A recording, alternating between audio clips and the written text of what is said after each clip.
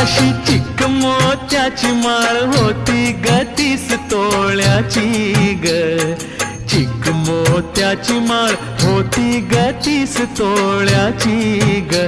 जसा गणपतीचा गोंडा चौरंगी लाल बावटा ग, गणपतीचा गोंडा चौरंगी लाल बावटा ग.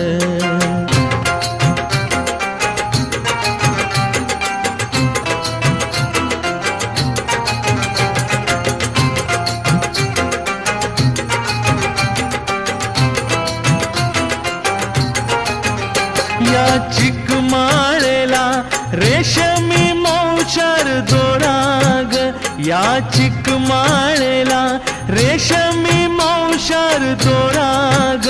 मऊ रेशमाच्या दोऱ्यात नवरंगी माळ ओविली ग.